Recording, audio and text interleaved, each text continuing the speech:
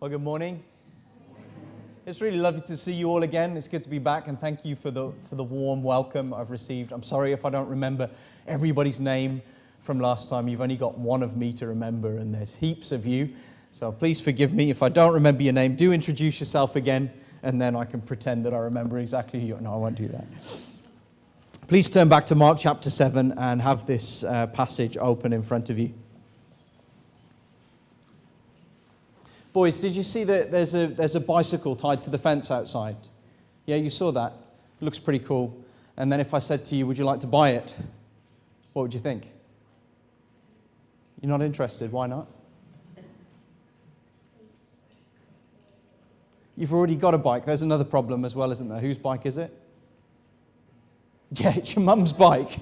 So it'd be pretty rough of me if I tried to say. There's a man named Natwalal. Well, there was a man named Natwalal. He was India's most successful con man of all time. And he made a fortune selling things to tourists that he had no right to sell. Now, he was so good at this, he sold the Taj Mahal 3 times. And on another occasion, he sold the whole of the Indian government with all 540 parliament members to an American tourist. He did 2 things that made him so successful. One is that he always looked the part. And so he would dress in a sharp suit. He would turn up to meetings in a chauffeured car. He would book those meetings at fancy hotels. He would order expensive drinks to the table. But he said the second thing that he had going for him, and the thing that made him so successful, was that his targets only ever saw what they wanted to see. You know, I think a lot of people only ever see what they want to see when they look at Jesus. And their idea of Jesus is that he's the ultimate nice guy who would never do anything to upset anyone. You know, if that's you, if only you knew Jesus a little bit better, you might think very differently. And what Jesus says here, what's just been read for us, are actually some of the most offensive words that have ever been spoken. They're just as offensive today as when they were first said. And we can summarize them, we will summarize them this morning in 2 simple sentences. The first one is this: being right with God is not about what you eat. I'm looking at verse 14 through to verse 19.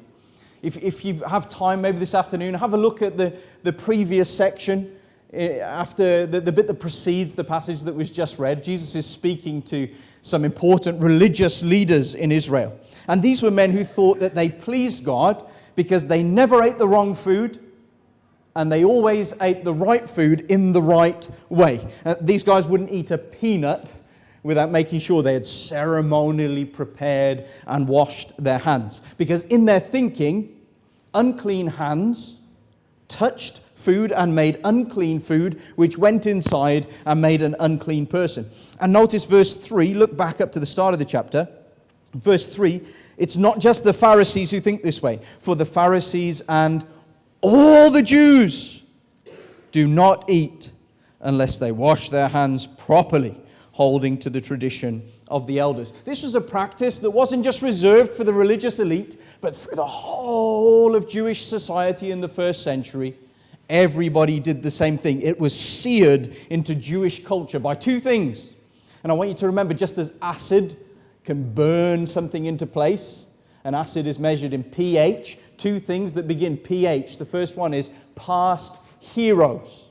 The people that the Jews admired and looked up to in their history and mythology had burned into their cultural conscience the importance of preparing food and eating the right food. Because when Syria had conquered Israel a few hundred years before, the Syrian king, in an effort to kind of stamp his authority and show that they're now under a new rule, forced the Israelites to eat pork, eat the meat of a pig, which they considered unclean. And in the mythology, the legends that surrounded this time, there was one particular story, some of you will know it, about the Maccabees, and there was this one woman who had 7 sons, and she was forced to watch while each one of them was commanded, you eat pork or we're going to kill you. And she stood there and encouraged each of her sons in turn, don't do it. Don't do it. Better to die than to become unclean. And she watched as all 7 of them are murdered in front of her. That story was big in the mind of the Jews in the first century. And these were the heroes then who they admired. The second thing was present humiliation. Because there's a new country that's in charge. Rome is over Israel. It's part of the empire now. And the Jews don't want to be anything like the foreign soldiers who are marching through their streets, carrying their banners around Jerusalem, all on a diet of salted pork. They want to be different. They want to be set apart. These are the things that identify us as Jews, as God's people, not like these Roman invaders. So you understand then? You with me? You get why these food traditions were so important to the people Jesus was talking to.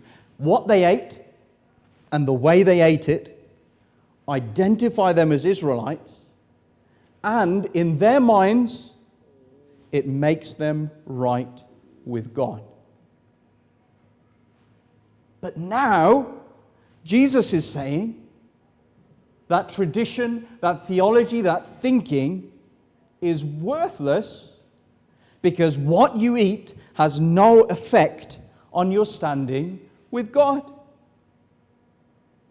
Now, this is so revolutionary, even the disciples don't get it. They think Jesus is teaching in parables. Verse 17, and when he had entered the house, when they've got time to themselves, after they've left the crowd, after they've left the people, his disciples asked him about the parable. But it wasn't a parable.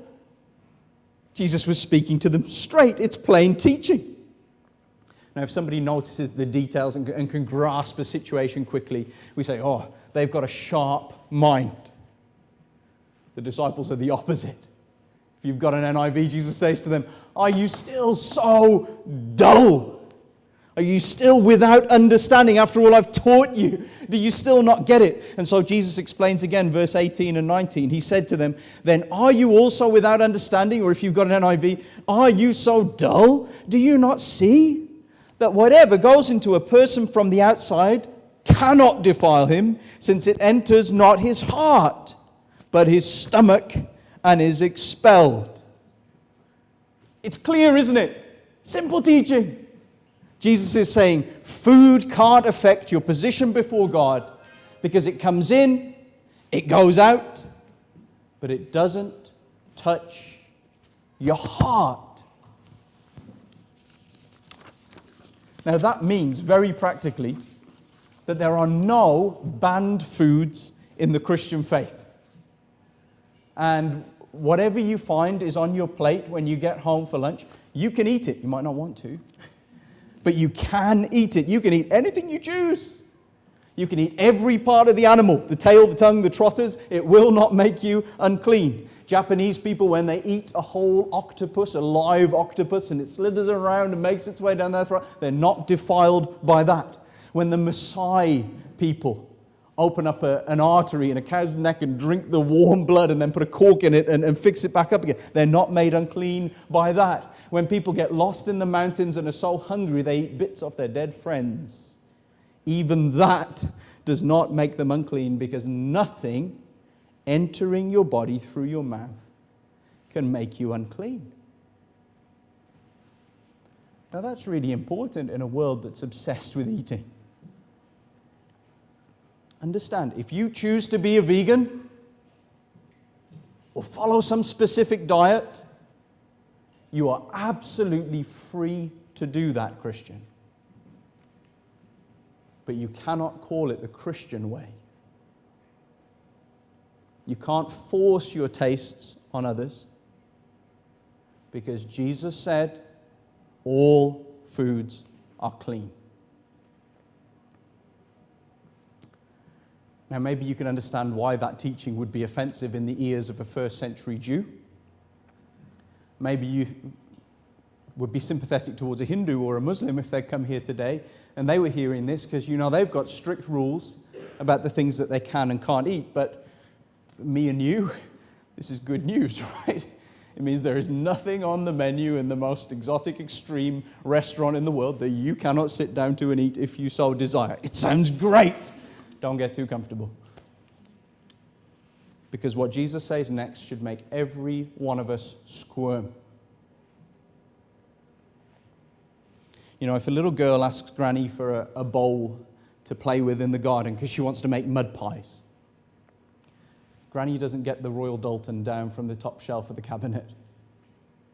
She'll give her an old bowl or a plant pot, something that's cracked or damaged or dirty, something that can't be ruined because it already is. Food cannot make you unclean because you already are. Jesus says, we're already ruined. And this is earth-shattering, because just at that moment where pleasing God seemed a little bit more possible, I don't have to worry about what I eat anymore, Christ shows us that it is harder than we ever imagined. Because though being right with God is not about what we eat, being right with God is about what we are. Look at verse 20 through to 23. Jesus spells it out to the disciples. He says, God is nowhere near as interested in what goes into your stomach than He is about what is already in your heart. Now, many of you know that the heart in the Bible refers to the center of who we are. And when the Bible says heart, it's talking about our whole person, not just the organ, but soul, mind, spirit, emotions. It's who you are at the deepest level. That's what Jesus is talking about. Now you hear what the Son of God has to say about who you and I are at the deepest level. Verse 20 to 23. What comes out of a person is what defiles him, for from within, out of the heart of man, come evil thoughts, sexual immorality, theft, murder, adultery, coveting, wickedness, deceit, sensuality, envy, slander, pride, foolishness, all these evil things. Don't miss that word because it's emphatic. These evil things, these rotten, detestable things, all these evil things come from within and they defile a person. All the sins that we commit, we're the source. And so, do you see how controversial this is? Because every one of us knows that there's sin scuttling around our lives like little cockroaches. But Jesus says the nest, the place where they're born and they grow and they develop and are nurtured, is the heart. Then Jesus lists 13 sins that are all born in the heart. The first 7 of them are actions. Number 1 is evil thoughts, sexual thoughts, violent thoughts, selfish thoughts that seem so victimless because they're only thoughts. I'm not hurting anybody, but they're an abuse of the mind that God has given you. And He holds you accountable. Some of you will have followed the Johnny Depp Amber Heard court case, and there was one point where Johnny Depp said, I've never abused anybody in my life but myself. And the whole world goes, oh, what a great guy Johnny Depp is. He's never abused anybody but himself. God's not impressed with that. He says, I've given you that mind. I've given you your thought life. And you're treating it like trash. Second is sexual immorality. It's the word that we get our word pornography from. Our world is suffocated in pornography, and the most perverse fantasies are just a click away. There are millions of people gripped in a spiral of pleasure-seeking and lack of fulfillment, emptiness and self-hatred, and they know it's wrong. And they feel the emptiness, but they can't kill the thirst in their hearts. Next is theft. Some thieves steal cars, some try and sell bicycles that don't belong to them. Some steal money, some steal time from the boss. Some steal movies or games off the internet. Some steal a look down a girl's top. Doesn't matter what you steal. If it's taken rather than given, it is theft in God's eyes. Then comes murder. We've got a little section outside our house in New Zealand, and one day I saw a neighbour attacking one of the plants near the front gate. And I just went, hello, you all right? You've got poison ivy here. And it was only a little shoot. But I didn't say to him, oh, it's only a little plant. Don't worry about it. We'll deal with it later when it's grown up. But my kids play outside there. I don't want to wait for the berries to form.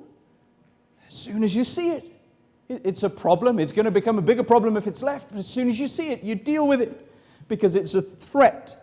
And we might not think that we're capable of murder, but Jesus said hatred of another person. To hate them in your heart is as good as murder in God's eyes. Anger might only be the seed of murder, but it's there. It's there in my heart. James says, sin, when it's full grown, gives birth to death.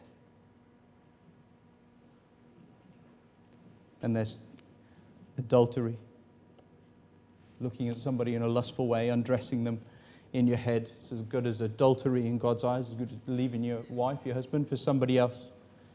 Then covetousness, that's an overwhelming desire for more, a lack of contentment, refusal to be happy with what you've got. It's pus that oozes out of a self-loving heart. Then comes wickedness. It means a desire to do wrong. You just got to bend the rules. You got to push the boundaries, break the rules because you get a kick out of it.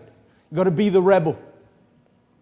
And so 7 evil actions that all spill out of our hearts. And we think that's enough. Jesus, because I'm already on that list. And I might not want to admit it in front of my respectable friends in church on a Sunday, but deep down between me and you, I know it's true. And I feel the light of your word shining on me and making me uncomfortable in this. I'm already on the list, but Jesus doesn't stop there. Instead, God's justice goes deeper. It screws us down. Just when we think it's enough, it keeps on going and going. And next, Jesus lists 6 sinful attitudes that make us feel even more uncomfortable because God's justice isn't satisfied in dealing just with the things that we do, but the things that we feel and think too. So next comes deceit.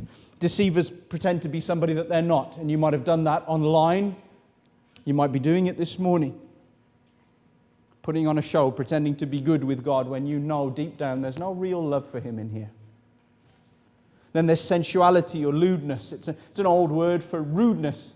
And it's in TV shows obsessed with sex and innuendo, Game of Thrones, Love Island. The list is massive today. Next is envy. That's wanting what another person has so much it kills the relationship. And so you get no joy out of their success. Because that should be your house. It should be my car, my family, my business. And it comes out in gossip and favoritism and resentful glances, but it all starts in the heart. 4th is slander, putting other people down to make yourself look better. Talking about someone behind their back as soon as they've left the room. 5th is pride or arrogance. An arrogant person sees themselves as superior to everybody else. And if ever somebody dares outshine you, well, you quickly cuddle your ego and say, yeah, they might be smarter than me, but I'm better looking than them. Arrogance always finds a way to save face. Last is foolishness, folly. You see on the news the celebrities arrested picking up a prostitute. How could they be so foolish? Throwing away everything that they've got. How could that actress with the world at her feet just ruin her life with drugs? Because she's got the same heart that I've got. The same heart you've got. And all folly begins in the human heart and it spurts out and makes our heroes totally unclean. You still with me? You grasp? You have some sense now of why these words of Jesus are some of the most offensive could ever be spoken. This is God's controversial diagnosis. The greatest cardiologists ever report on mine and your heart, the sins that will keep men and women locked in hell forever are not floating, buzzing around our lives like bees waiting to sting us. But our hearts are the hive where they are born. Now, when the doctor gives bad news, there are two questions we want to ask. The first is, what does this mean? Three things pretty quickly. The first, it means that we're totally corrupt. My friend Heidi was the leader on a Christian camp recently. There's a big campsite not far from where we live, a couple of hours down the road in New Zealand. A couple of hours is close to where we live in New Zealand. It's very rural. But 2 hours down the road, there's a big Christian campsite. And my friend Heidi was leading a girls' camp.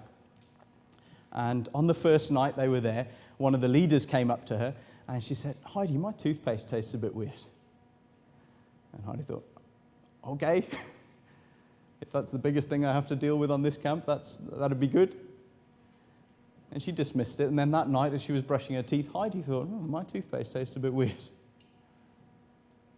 The next day, they noticed that some of the girls started to smell. And they thought, that's weird, they're showering regularly, but maybe in the activities, they've been out running through the woods, maybe they've run through something unfortunate. And so they gathered in all of their clothes, and they washed their clothes, dried them, gave them back to them. They smelled worse than ever. So Heidi climbed up onto the roof of the building and opened up the water tank, and inside was the dead, jellied corpse of a possum. Now, a possum in New Zealand is like a super squirrel. Squirrel's been in the gym too long, right? It's like a squirrel the size of a cat. Big things. And she opens it up, and this thing is bobbing around, and it's obviously been there for some time.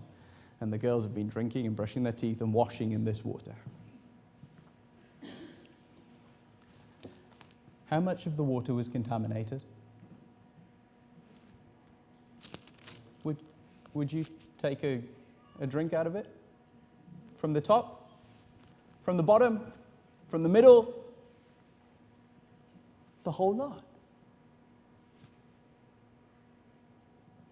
Everything that we do comes from our heart, right? Everything shaped by our thinking and our emotions. And our lives are just like that water tank, and our hearts are the bloated, jellied possum corpse rotting away in the core of who we are. How much of us is contaminated? Every part. And yeah, we can get worse if nothing's done. If things don't change, we're going to commit worse sins as the breakdown continues to occur and the rot suffuses through our lives. But we're already totally corrupt because all of our actions and attitudes are flowing from a poisoned source. The next thing we are is we're totally responsible. And this is the hardest thing to accept because we deep down, every single one of us in this room, we deep down want to believe that we are good people who just make mistakes. We all know we're not perfect. But we're good people, really, aren't we, who just get things wrong from time to time? Deep down, we're innocent. Jesus says that's nonsense. He says God sees us for what we really are. Sees the seething mess of sin that our hearts are. And we want to point our fingers at our circumstances and say, I'm the victim. God points at us and says, no, you're responsible. All these evil things come from human hearts. You're responsible and you've got to answer for that. And then that means finally we're totally lost. Because Romans chapter 2, verse 16, Jesus says that, or God says through His Word, Jesus says absolutely rightly through His Word, written by the Apostle Paul, there is a day coming when God will judge the secrets of men's hearts. God will judge the secrets of men's hearts. Every detail of our shame, every wicked action and attitude will be judged by God. Doesn't that make you shudder? Now you see what your heart looks like to a holy God. Aren't you squirming in your seat? You see how hopeless you are before the judge. God's the master of heaven, right? It's His say at the end of the day who gets in. And when He knows what your heart's like, a criminal sweats as the evidence mounts, and he hears how damning it's all going to be, and he begins to count in his head how many years he's going to serve. 5 years, 10 years. That's going to be 20. When God judges us and all of my secret sins are spilling out everywhere, I've got no hope of heaven. None. It'll be hell. Not for 20 years, but for eternity. The second question we ask the doctor is, but what do I do? If the doctor says it's diabetes, you can diet and you can exercise and use insulin and keep certain foods in smart places around the house. What can we do about our sinful hearts? Can't make up for them by doing good, because all of our actions are motivated by these sinful hearts. Everything we do is tainted by the corpse in the water. And so the best things that we can do ourselves are still spoiled and stinking. Any appeal we make to God is tainted by the rot. We're totally corrupt, totally responsible, totally lost, and so totally dependent on God to do something for us, because we can do nothing. Yet here's the best news you will ever hear. Jesus has done everything. You see, the whole reason that Jesus left the glory of heaven and came into our world was to pull the rotten possum out of your tank. Paul says, Jesus Christ came into the world to save sinners. Now, He did that in the most unthinkable way possible. Because Jesus, who was perfect, who had no rotten possum in His heart, whose heart was flawless, as clean and pure and holy as God is clean and pure and holy, that Jesus took my rotten, sinful heart, that hive of sin, that distended, bloated, wickedness-riddled corpse of a heart, and He claimed it as His. He said, "This is mine." And on the cross, He presented it to God as if it was His heart. And He said, "Father, these sins, these rotten sins that you see as evil and disgusting and foul and repulsive, they're mine. And this heart that they've come from, it's mine. And I'm taking responsibility for it. Treat me like I'm responsible." And that's what God did. On the cross, sin-hating, holy creator of the cosmos pours out all of His divine anger and justice on Jesus. And the hell that my heart, that my sin deserves, is brought down like a hammer on Jesus. And Jesus is treated like the perverts, thieves, murderers, gossips, liars, and fools that you and I have been. Jesus took my sin, and He took your shame, and He took your judgment, and in return, He holds out to you this morning His perfect heart, His righteous, God-pleasing heart. And because of what Jesus has done as our substitute, God can forgive your sin, wipe your record clean. And if you've any doubt that might be true, you look to the empty tomb that proves that God is happy with the work of Christ as our mediator. He's risen from the dead. Death couldn't hold Him. The claims of hell on Him are no more, because all of the demands of divine justice are satisfied. You know, King David once asked God to give him a new heart. David knew he was a sinner. His lust had led to envy and theft and adultery and murder. But God showed him his sin. He showed David what his heart was like. And He broke David's heart with that. I wonder, is there anybody here this morning who's had that same experience as we've heard the words of Jesus, and has He's revealed to you what your heart is like?